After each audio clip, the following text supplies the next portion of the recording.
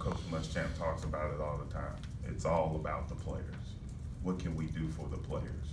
And I mean, just to have that selfless mentality and to be around a guy who's like that, I mean, it's amazing. And to be able to work for a coach like that, it really is amazing. I'm looking forward to the future. You know, I think that anytime you're able to positively affect your student athletes, and I think that obviously you sit here and listen to him talk and you understand the effect that he'll have, and he's walked in where they're walking right now.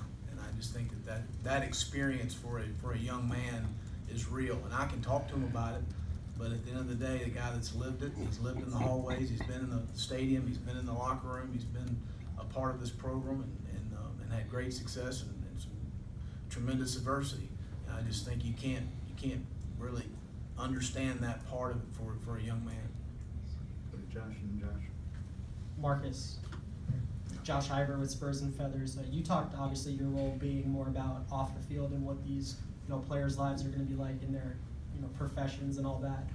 What are some of the misconceptions that you think college athletes have about life after football?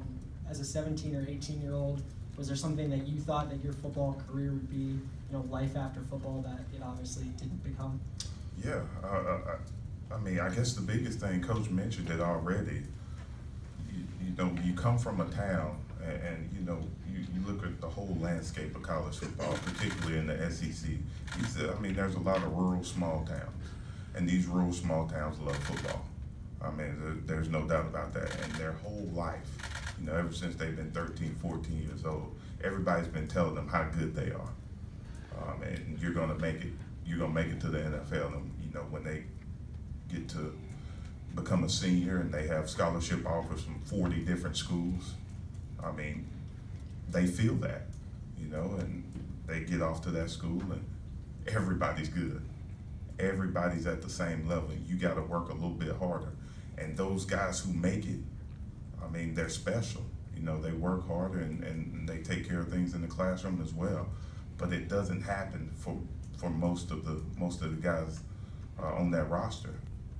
So I mean, really, the biggest thing is bringing reality to every kid in the locker room. Making sure that they know you have to have something else to do, because it's not likely. I mean, I push for it, and I hope it happens for each and every kid in that locker room, but it's not. And so, just changing their perspective, really.